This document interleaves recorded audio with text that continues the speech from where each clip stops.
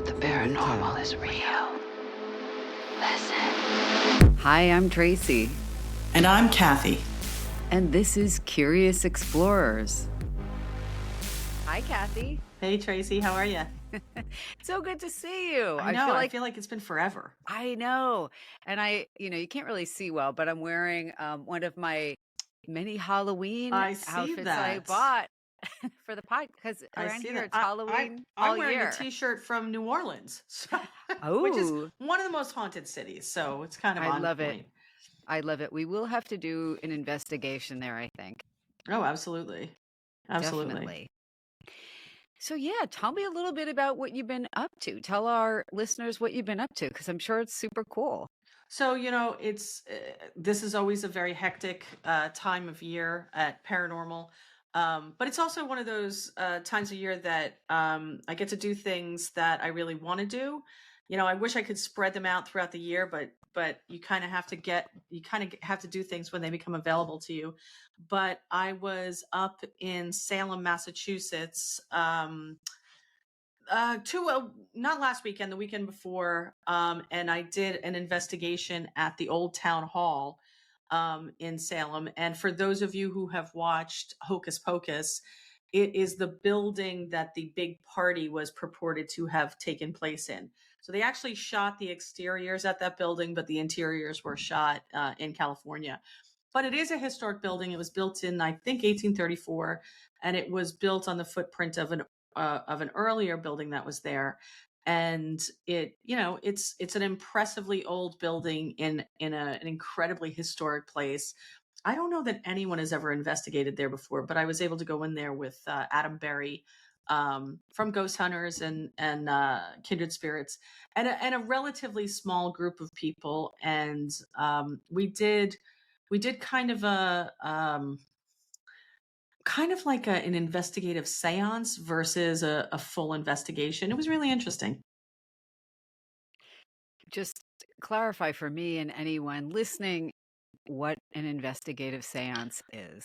So, and I kind of just coined that. But a lot of Let's times get a when you're doing an t-shirt. investigation and you do a paranormal investigation, it's you're going into locations and you're essentially just waiting around for phenomena to happen, and you're bringing in different types of equipment, and you might be waiting for some kind of psychic phenomena to happen, um, but you do have equipment. You're in a small group, you're in a specific location, and you're probably somewhat familiar with activity that people have had, so you're trying to replicate that, or you're trying to at least capture that so that you can either explain it or validate it as paranormal in nature.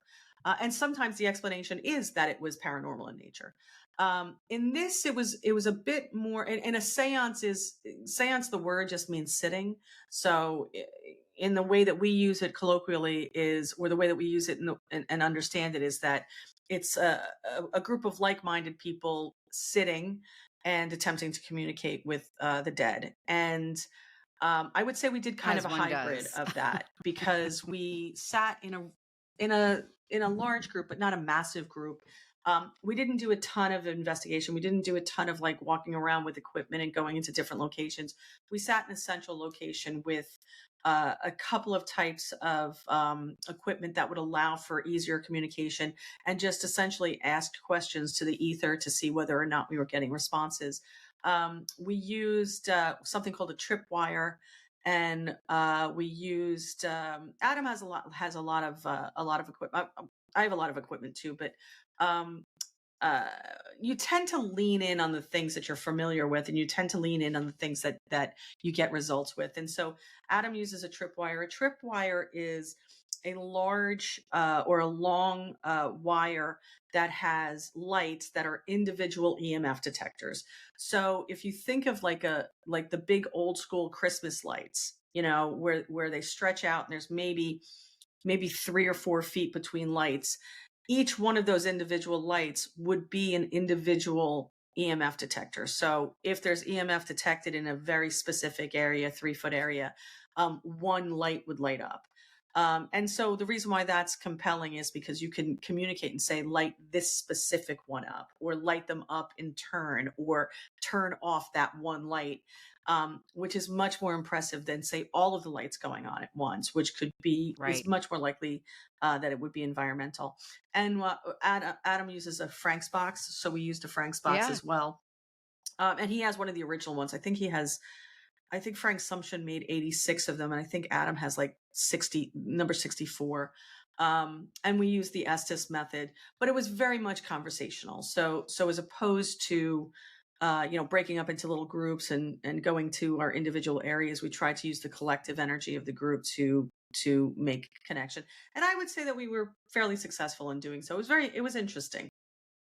I love it, and I really wanna come up with you sometime. It's just been crazy busy here, but I really Yeah. wanna go do that with you and Adam sometime, and I'm really excited to go to Salem, so we'll have to make another trip. Oh, and there's always something to do in Salem, and we already talked about what we're going to do there next. But the following week, I was able to go up and do an investigation in Provincetown, at a location, at a very small location, and I mean, it's after Halloween, so it's not the crazy time, and so you can kind of have a little bit more quiet. Um, but I am glad to be home though. It was a lot of driving for a couple of weeks, so I am glad to be home. Oh, I'm sure.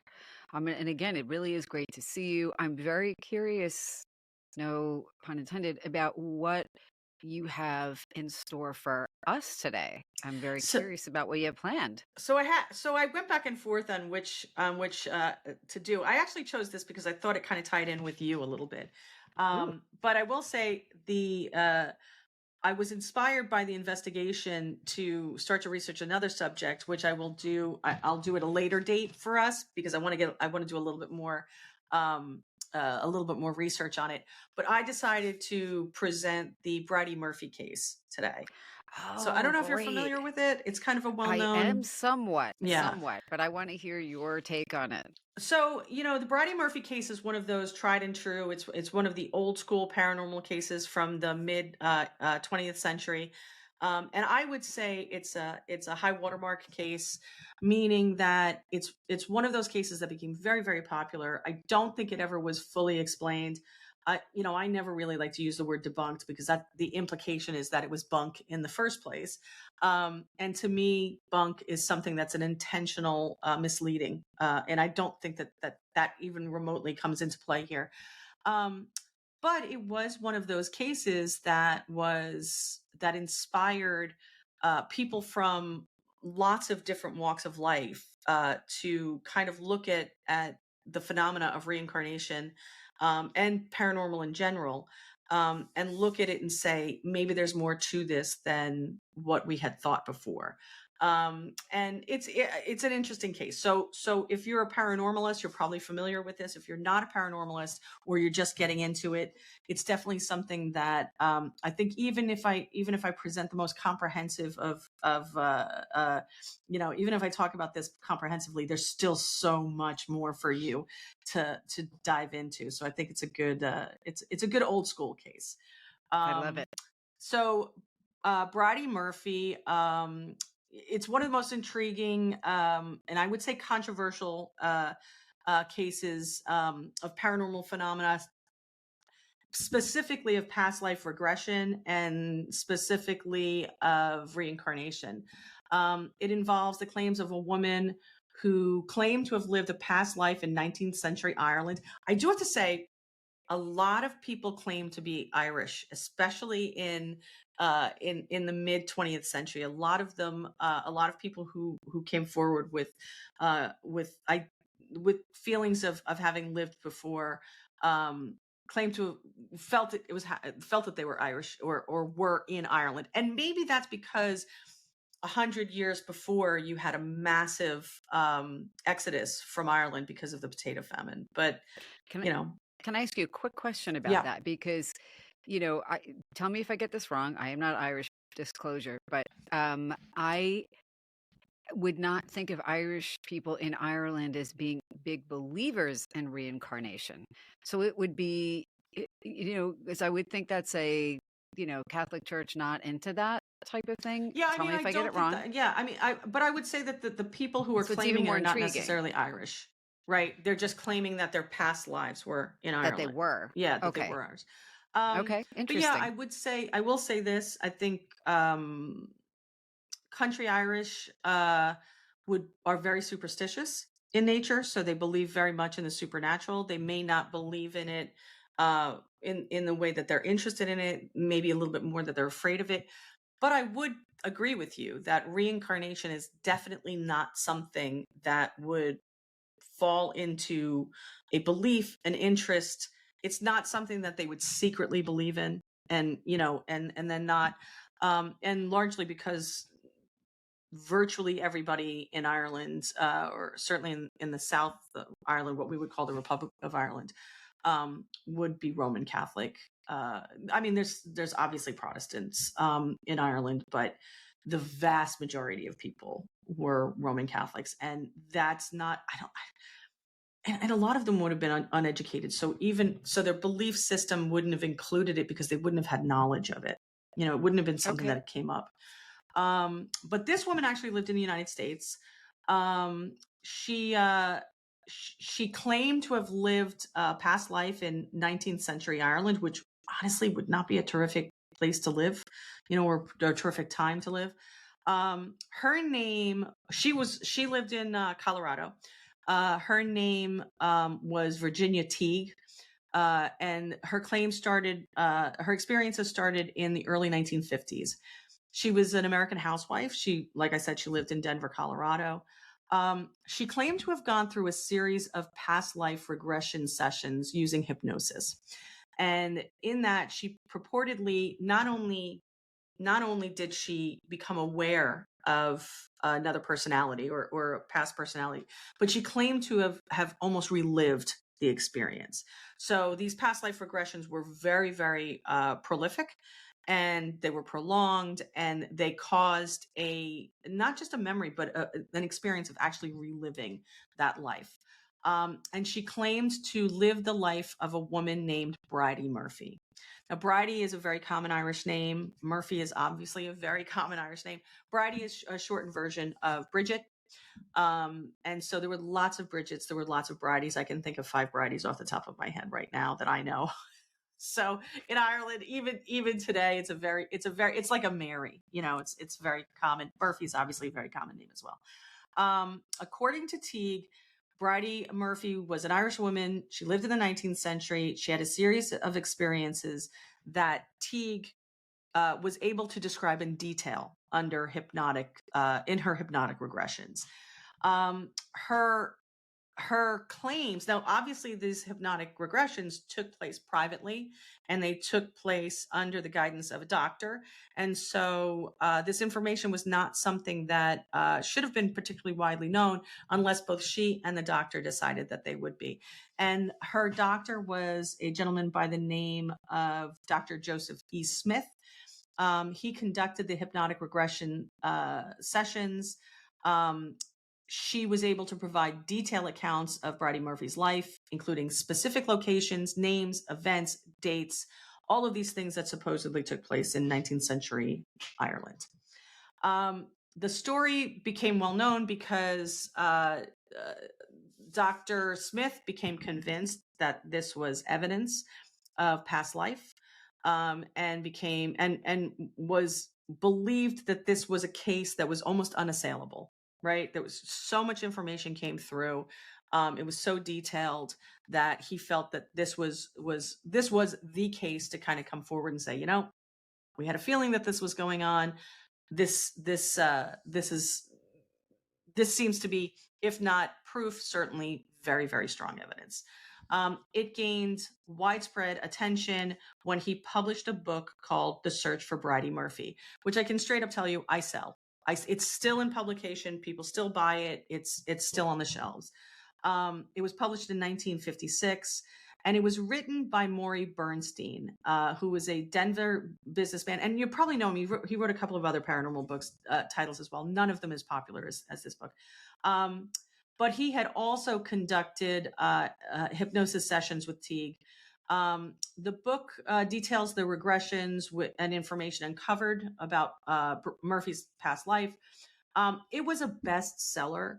It played a significant role in popularizing the case, but it also played a big role in kind of drawing the attention of both the public's attention and the scientific community's attention to paranormal in a broad sense, but very specifically the use of hypnosis for past life regression, the idea of past life regression, and reincarnation. So, according to Bernstein, during the hypnotic regression sessions, Tighe provided detailed descriptions of Murphy's life.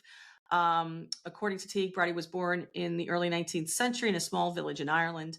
Tighe described Bridey's family, her marriage, and her life experiences, including specific details about Irish customs, dialect. In other words, she spoke as Bridey Murphy, so she spoke in a very specific dialect. And if you know anything about Ireland, you know, Irish dialects, especially in the 18th and 19th century, could change within a 10 or 12 or 15 mile radius. So, for instance, my mother and my father were born and raised 4 miles apart. My mother's brogue is very, very different from what my father's brogue was. My father had a very strong accent. My mother had a little bit more of a lilting kind of, the one that kind of a Hollywood style Irish brogue, but my father had a very strong, I would say a lot of people would find him difficult to understand. And also talked about the geography of the area that Murphy lived. And remember, she's not referring to Murphy in these sessions. She is Murphy in these sessions. So when she's presenting this stuff, this is her home, her geography, her dialect, her family. One of the most striking claims was that Tighe gave a detailed description of Bridey Murphy's home, including its layout and furnishings. In fact, she drew a diagram. Tighe also spoke about Bridey's experiences with local people, her interactions, and she did speak about her eventual death. So she talked about people in the village. She talked about experiences that she had with them, and then she also described her death.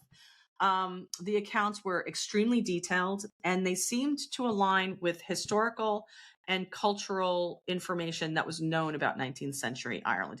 Some of it was broad, but some of it seemed to be very, very specific. And the details were specific, but then they start to run into a little bit of difficulty when they're trying to verify these things, as one might expect. I mean, 18th and 19th century Ireland was not, it didn't have a database.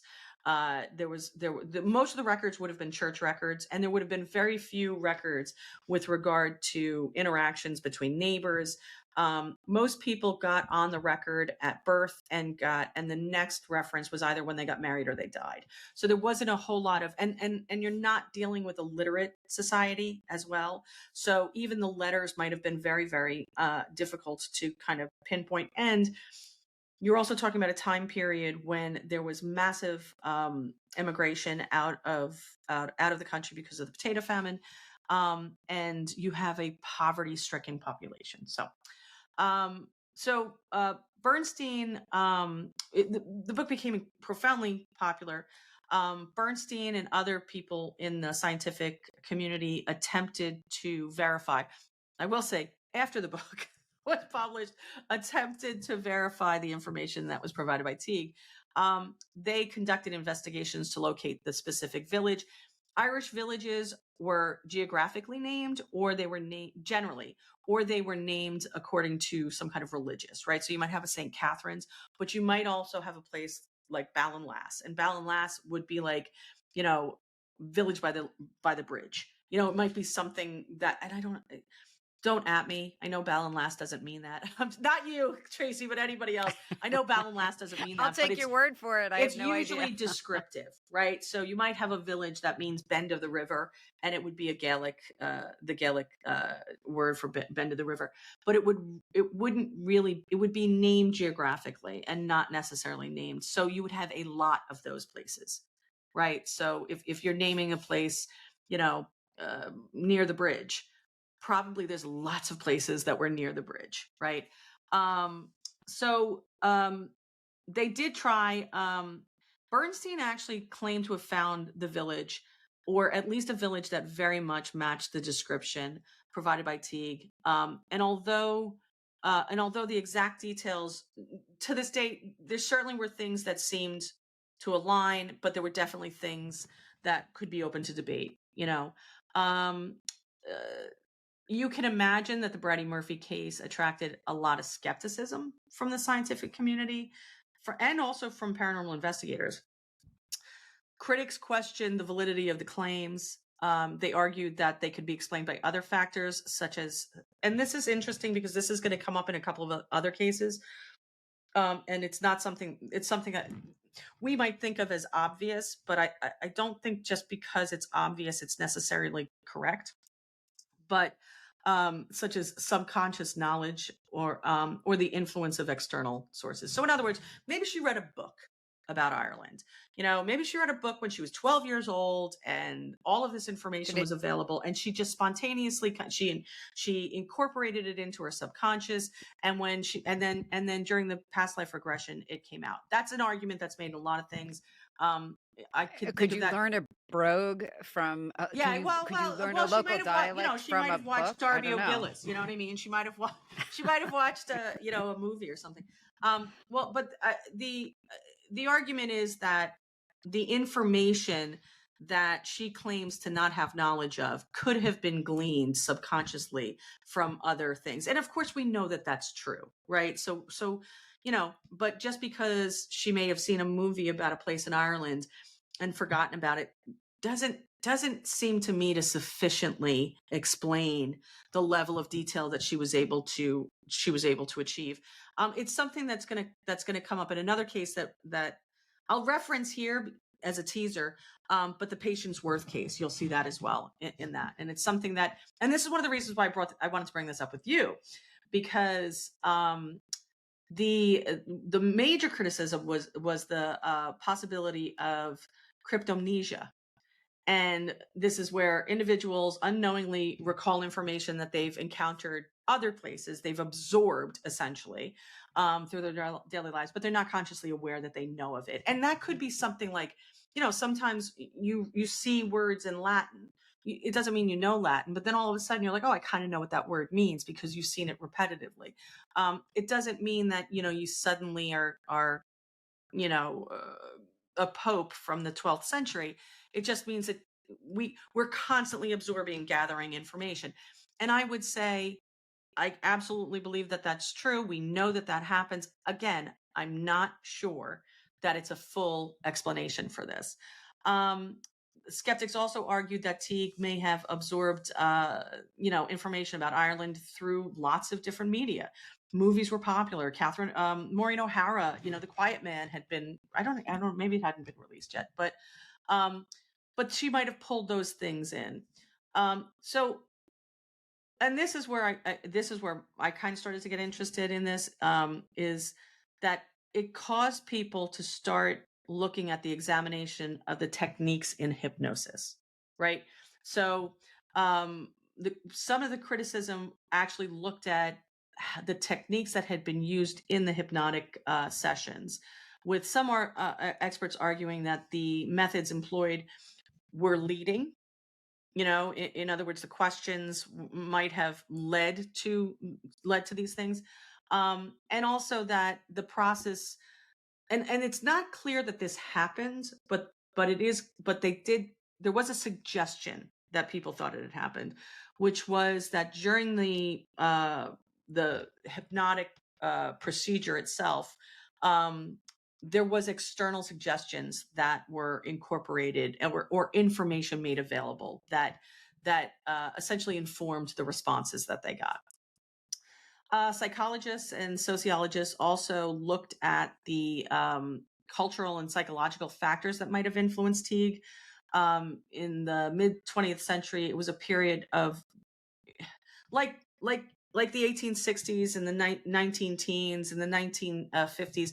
People were interested in the paranormal, and I call this the Reader's Digest paranormal era, where you had a large group of people who were in the middle class who had leisure time, and there were mass publications that were exploring these things on an entertainment level. right? So you had Life magazine did a huge spread on Borley Rectory. It was it was intriguing, and it was done to be intriguing. And then you had Reader's Digest, and they would constantly be kind of these were titillating things. And you had pulp magazines, and so this is one of those things where it's like, because people became interested, they became misled, or I'm not. This is a little bit of chasing a tail, as far as I'm concerned. But in other words, because she was interested in the paranormal, it led to her having this paranormal experience, which of course is kind of a backwards way of saying she made it up, even if it was subconscious. But it did spark a reincarnation debate. So the case itself was interesting. The subjects in the case were interesting, but it did start to create there were broader implications. Number one, because the book was a massive bestseller. It was a huge bestseller. And I do think that it actually got cut up into serial pieces that were republished as part of Reader's Digest and part of other things. So if you didn't buy the book, there were excerpts that were available to you. So you did have it, even though I think there was almost 1 million copies sold. So even if you were not one of the people that bought the 1 million copies, you could have consumed this in the Sunday newspaper. When I was a kid, there was the Parade magazine that came in the newspaper, and they always had excerpts. This is just around the time that Jean Dixon is becoming popular too. So you really have people talking about this stuff. And so you had people who believed in reincarnation saw this as an aha moment, and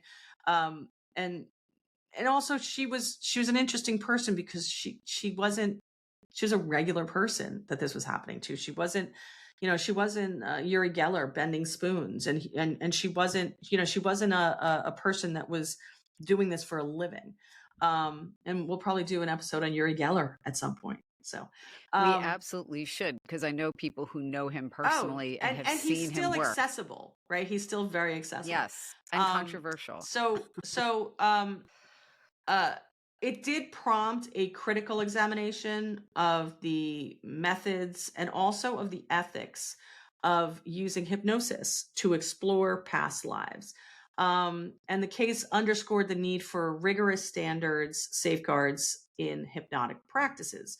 I'm sure there's lots of reasons why there should be, I'm sure there's lots of reasons to make sure that we're maintaining rigid standards, and not just that someone might have a past life experience, so the implication that you have to be particularly, vigilant lest someone have a paranormal experience is kind of coloring the idea that a paranormal experience is fraudulent or not true. But it did make people start looking at hypnosis and saying, we need to kind of look at this and make sure that we're controlling the environment and we're controlling the procedures. So it did have implications for not just people who are practicing hypnosis, but people who are practicing lots of different types of therapeutic methodologies. And the popularity also led to people becoming more interested in hypnosis as a method of learning more about themselves, specifically about past lives, but not only past lives. And so it because it became very popular, it became very important that hypnosis started to be looked at as something that needed to be procedural, that there needed to be certain procedures that were in place. So, and despite the fact that there was lots of criticism, despite the fact that there was controversies, the Bridey Murphy case is still interesting to researchers. I still find it very interesting. I have read the book, and I still find it very compelling. Scholars, investigators continue to look at the case. And one of the reasons is that the evidence is there. There is a book, right? The evidence is there. There are the records. There are the notes. Even though all the people who were involved in it have passed away, they did leave behind, records. And we don't have that in a lot of cases. So it's good to, and they had to defend themselves at the time. And they did defend themselves. not, they weren't attacked for it, but they did attempt to present this as forensically as possible. I don't think any of the people involved in this looked at this and said, wow, this is a way for us to sell books. I think they looked at this and said, wow, I think we have something here. It also led to lots of different discussions on memories, consciousness, not just for past life, but for contemporary life with past memories, things that get lost in our consciousness and slip into our subconscious, and how it influences and how it affects us. I would say, the Bridey Murphy case has influenced every subsequent past life regression case. I think that and reincarnation. And I know we're using those words interchangeably, but they are different things. So past life regression is the procedure, and reincarnation is the subject. Reincarnation is what's occurring, and past life regression is one of the methodologies to get to that, right? Get to evidence of that.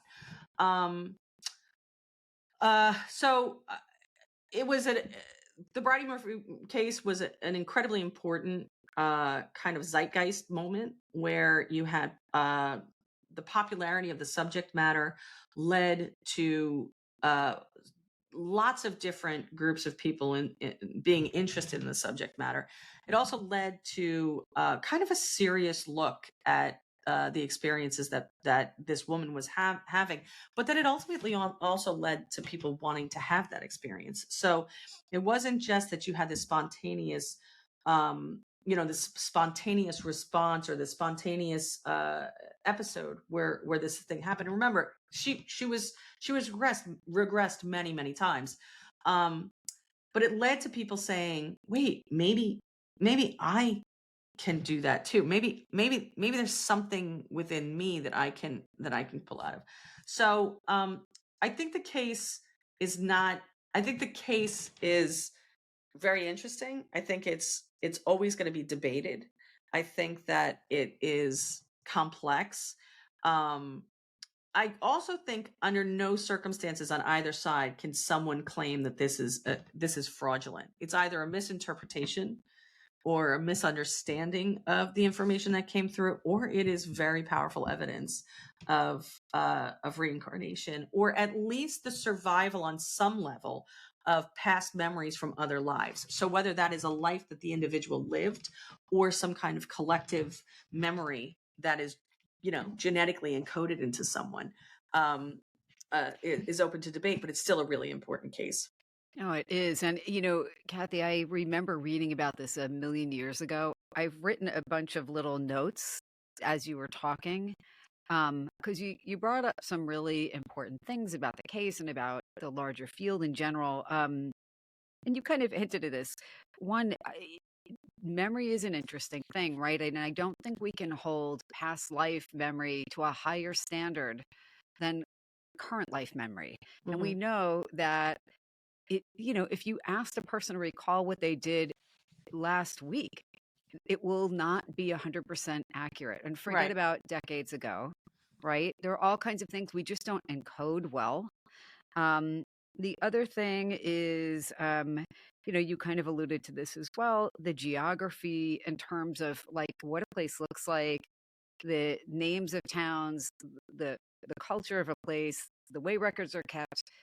All of that is subject to change over time, to the point it wouldn't be verifiable in its originally reported form, especially like you're saying in an area that's rural, or where record keeping wasn't terrific at a time when, obviously that was the case. Clearly in the 1950s, this woman wasn't using a non-existent internet. People didn't really have access to the same amount of information. These are reasons why I think the case is still very compelling. If you look at Ian Stevenson's cases, from the University of Virginia, they're so well documented. Right. And if you read through the transcripts of these interviews and the summaries of these cases, there's not a single one where recall is perfect. And yet there are details that are mind-blowing and would not be possible for someone to have known about the life they were recalling. Well, and Stevenson's, work is I think uniquely important, mainly because he is a Western he's a Western researcher who is going into a community that does have a profound belief Yes. in reincarnation, and I think you can make the argument that the belief in reincarnation makes it easier for someone to come forward with evidence of Oh, reincarnation, yeah. because you're going to be it's going to be a lot more welcomed. It's not going to be scrutinized or completely doubted by your local Ridiculed. community. But also, you know, I mean, Stevenson's work is one of the things that's compelling about it is the amount of it. You know, I Oh, mean, yeah. you know, he has case upon case upon case upon case upon case. And I think the people that followed him, a lot of them were from the community that he was working with.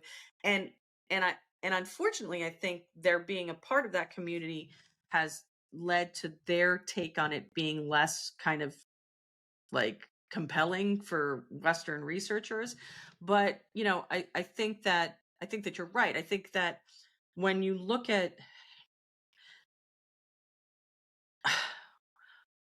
I I think people look at cases like reincarnation as miraculous, right? Where they associate them, or they look at them the same way they look at miracles, right? But if reincarnation cases, if reincarnation exists, it is very common, right? It's not miraculous. It's not utterly unique. And so when they hold when they look at saying, well, in order for this to be proof of reincarnation, it needs to be held to this profound level of proof. And I think that you're right. It's not going to be. It's not it's not a hard drive that is being read from. No. It's not a book that's being opened. It's not a recording on it's someone's memory. And it's going to Which can be very be polluted. and it's going to be as likely. Listen, I can't remember where I put my keys. I walked into this room an hour ago. You know, so um the idea that you would have total recall, you know, after pushing it down, or having that memory be um hidden within the synapses of your memory. I don't necessarily think that that's proof that it's not true. You know, and I know you can't prove a Agreed. negative, but I don't necessarily think that it's a knock on the and again, in cases like this, it's the preponderance of evidence that has to win out. So if you say, well, she said 15 things, right? And 8 of those things were right. Well, that's 50-50.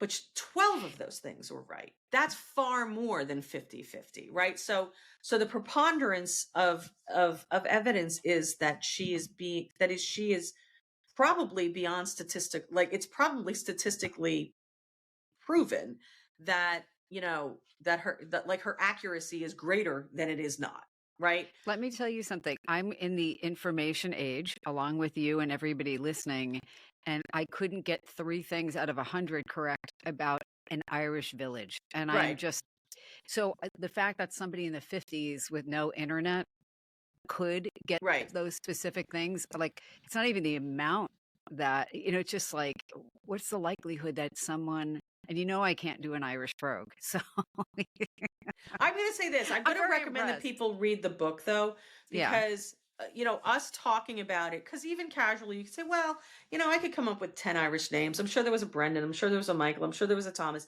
You know, I'm sure that, you know, you could. I'm sure that you could come up. So it's not just the accuracy of what she's saying. It's kind of the importance of the weight of what she's saying and the accuracy. So if you're like, well, I lived in this village, and 4 miles outside of the village, there was a river. And the river, you know, next to the river, there was a house. And all of that stuff is accurate. That's a lot more kind of interesting and convincing than just saying, well, I lived in an Irish village and there was a priest you know, and there was a church and there was 3 pubs, you know, like, so when you read the book though, you realize that the details are, there's a tapestry to it as opposed to a list, right? So it's not just, well, she got 5 names out of, you know, 5 names out of 7 right, and she got, it's not that. It's kind of it's kind of like, you know, it's explaining Christmas morning versus, you know, the feeling of Christmas morning, or it's explaining like a family dynamic, or it's explaining a village or a town or something like that, where it's more than just the factual data.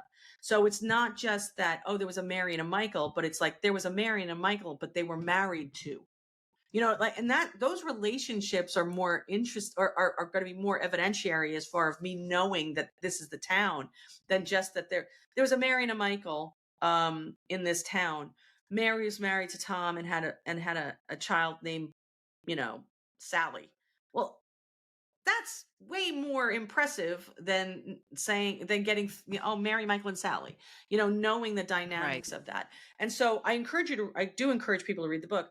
The other thing is that they weren't able to pinpoint where she would have gotten this information. Now, I mentioned the Patience Worth case. So, and I'm definitely going to get into that, because the Patience Worth case, as interesting as Bridey Murphy is, the Patience Worth case um, is more interesting, not more interesting, but there's a further level to it. And just to give everybody a very broad idea of it, Patience Before Worth. we get into Patience Worth, can I just make a comment as somebody who does clinical hypnosis? Yeah, and well, is that's trained? that's where I wanted to kind of go with Okay. this, because the reason why I wanted to do this case in front of the Patience Worth case is, you know, this is what you do. So there is, there are like, you know, there are limitations, and there are things that you understand better 100%. about this than the casual person would. I mean, you know, because as you were talking, like, yes, could you inadvertently, or because you're not well trained or properly trained, insert something in somebody's memory or in somebody's mind that feels like a memory because they're in a very hypnotically suggestible state? You absolutely could. Is the way you ask questions important? Yes. Now, remember, when you're doing clinical hypnosis, so a healthcare provider trained to do this in a very controlled setting, there's clinical hypnosis where you absolutely want to create an experience in a person's mind, right? So whether it's pain relief or relaxation or confidence or rehearsal of a procedure they're going to do, that's different from clinical hypnosis to gather information about the origin of a problem, which is more like the Brian White. He would be the more modern day, well-known Right. name, right? And actually, you know, for those who don't know, I can't remember if it was a 5-day or 7-day training with Brian and Carol Weiss, his wife, who's a clinical social worker, years ago. The reason I'm bringing that up, it's been so long since I actually did read about the Bridey Murphy case. Something that would make me think this is a past life and not just fantasy, a creation of her mind, would be, was there anything that bothered her in this life? A fear, a phobia, a pain, a bodily pain that resolved on its own after she had these regression sessions? Because something Brian Weiss will tell you, and you'll read in his books, and, you know, I've noticed as well, is that if it's something that is from before now, and I realize it's a controversial thing to say, but I'm going to go with it. We're assuming that past life regression is actually getting at something beyond this life. Does something resolve? You know, and that was my experience actually doing the Brian Weiss training. We can go over that in more detail in another episode, but I had a horrendous fear, like an almost paralyzing fear of the woods that developed probably more in my 20s, to the point where I could barely stay at this retreat center. I mean, I couldn't sleep. And after the regressions that I experienced there, I mean, you know, I live in a somewhat wooded area now, which never would I ever have expected. So I'm curious if, you know, if this woman experienced other profound changes as a result of doing these sessions. And maybe yes, maybe no, or maybe they wouldn't have made the book. I don't know. And I don't know if you recall. I would have to take a look again. To But be honest with you, I don't recall that that was actually even part of the subject or part of the discussion of the book. It was almost as if she really became secondary. The Virginia Tighe became she was an she was a secondary character, more of a you know it was really more about Bridey what Murphy. she was relating than why she was relating it, and again, remember, like, and this is what everybody should remember, is that you can't judge this case against what came after it, right? So this case happens, the book becomes super super popular, and then all of a sudden maybe you have a flood of people who are having memories, and oh, they're remembering being Irish, they remember being Romanian or anything like that. The case has to stand on its own merit. It can't be judged by what it caused, right? Because you can judge later cases and say, well, it was because Bridey Murphy, but you can't look at Bridey Murphy and say that you can't say that its impact like led to what it was, right? So I mean, in Right. the book, if I remember correctly, the reason for the hypnosis and the result of the hypnosis was not really the focus of the book, right? So why she And was that's going what I into would want to know, yeah, actually. why she was That'd going be into more hypnosis. interesting to me. So it kind of, and I that's not to say that there weren't subsequent articles that they did discuss that, um, but the book itself, if I remember it correctly, it's been a while since I read it. I don't think because the book was about Bridey Murphy. It wasn't about Isn't about Virginia Tighe. Virginia. Yeah. So, but I mean, but it is interesting, and it's I didn't even realize that. I didn't realize that there was a resolution, that when people did do past life regressions, that they felt a resolution of phenomena or experiences that they were having. I mean, even in relationships, there are people who, have reported like having incredible animosity toward a family member and vice versa. And they go through these past life regressions. They find the cause. And again, I don't personally care if it's fantasy and their minds have created this story to explain something, or Right. if it's real, like a real past life memory. A lot of times I think there are things that are so compelling, I would assume the latter. But, relationships that nothing else works to resolve somehow seem to resolve. Medical issues, crazy stuff. That's a lot. Um, Stevenson talks about that a lot, and Stevenson talks a lot about birthmarks and yep. physical manifestations of past lives. I remember a bunch of them where people died violently or with injuries, and a child was born with a physical with kind of something that was emblematic of that. There's also like there's a there's some other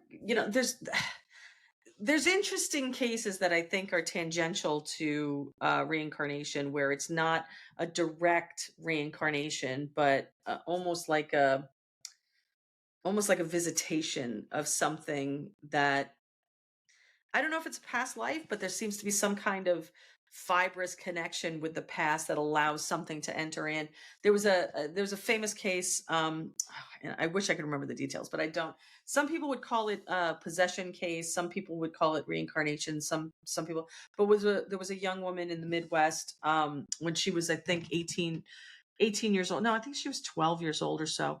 She essentially disappeared for about 6 weeks, and a young woman disappeared mentally and emotionally. Physically, she was still here, and a young woman from like 100 miles away, who had passed away 10 years before. She'd passed away before this young girl was born. Came in and took over her body and existed, um fully accepted personality, went to live with the parents of the dead girl. They treated her as as their daughter. She remembered every single thing. And this is a very well documented case, but We have to she present remembered on this. she remembered everything about their lives. She remembered everything about her life. And then I think it was 12 weeks that she lived with them. So for 3 months. And at the end of it, she said, okay, I'm okay now. My time is finished. She just the personality is disappeared. And the other girl was like, what am I doing here? Let me go home to my family. So she had lost those 3 months, but was that reincarnation? Is that possession? Is that, but there was no tie to them. And it is interesting because in a lot of reincarnation cases, particularly in India, Pakistan, and Southeast Asia, it's rare that someone reincarnates in the same geographical location, but oftentimes it's close. Yeah. Right? Oftentimes it's within like 100 miles or so. And Kath, I think the term for what you just described with that girl, we have to find the details of that and talk about it in another episode. I think it's called a walk-in, and I have heard of that. Right. But the interesting thing that was to me about this being a walk-in versus reincarnation is that the young girl who was overtaken was not born when the other when the walk-in died, right? So there was and I think even Twilight Zone did this as an episode, but I mean this was a very well documented case, and I apologize for not knowing it. And I'll pull it up. We'll put it in the notes. But there was a question, was this reincarnation? Because because she spontaneously stepped into this girl's life and said, hey, take me to my mother and my father. You're not my mother and my father. And when they visited her, when they brought her to the parents, she knew where her room was. She talked about books that her father and she had read. Like it was a complete understanding, and her parents, both sets of parents, came to accept that that's what had happened. So It's crazy. But it is interesting, right? And a lot of times with the Bridey Murphy case, you're talking about 100 years between one carnation and the other, and a reincarnation, which is, who's to say that 100 years, who's to say there wasn't other incarnations between that? Sure. Sure. Sure. I chose this case because of your knowledge about hypnosis and your knowledge about that. And it's just a cool case. It is a case that it's not an unassailable case, but it's a case that both sides can continue to talk about. And you can continue to talk about this regardless of where you stand. People talk about this, and honestly, it's one of the very few cases that people talk about with respect from both sides, because there is no implication that this was fraud. There is no implication that anyone was attempting to delude anyone else, right? This is purely like, this occurred. What caused it to occur? So what we're arguing here, and the other thing is that this is a paranormal case, absolutely led to a greater understanding of hypnosis, of therapeutic practices, because it led to conversations about that. Right. Absolutely. So regardless of whether you think it was one or the other, had this case not happened, the discussion wouldn't have happened. I think this is a great place to wrap this episode up, but I want to ask our listeners, what do you think? Have you experienced reincarnation? Is this intriguing to you? Are you familiar with the case? What do you think, Kath? Any questions for our listeners? I mean, reincarnation is not something that sits comfortably in my belief system. It's something that I'm certainly interested in. I definitely think that there's evidence for it. I think Stevenson is very compelling, and to me, it always leads to the cultural import of things, and the acceptance of things, how things are accepted culturally, and how that impacts our belief system. But I've done a lot of seances. I've done a lot of I've been to a lot of readings. I've worked with a lot of people who purport to speak with spirit and other things. And I will say that information comes up in those environments that again, it's not part of my belief system, but that's what's being told and that's what's being said. So I would love to hear what people think. I would love to hear anyone who's had, particularly, I think parents now, certainly in the last 15 or 20 years, are noticing in their children because of a broader acceptance of paranormal phenomena in the United States. I think parents are starting to notice things in their children and paying attention to it. So I would really be interested in hearing from anyone who's seen something in the next generation that has led them to kind of wonder whether or not they're dealing with an old soul. Absolutely. Well, everyone, thanks for joining us today. We love talking about these things and sharing them with you. And of course, until next time, stay curious. Keep exploring. Bye for now. I know that the paranormal is real.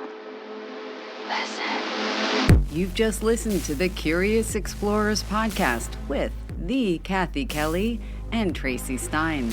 If you enjoyed the episode, remember to like, share, follow, leave us a comment, let us know what you think. And of course, until next time, stay curious.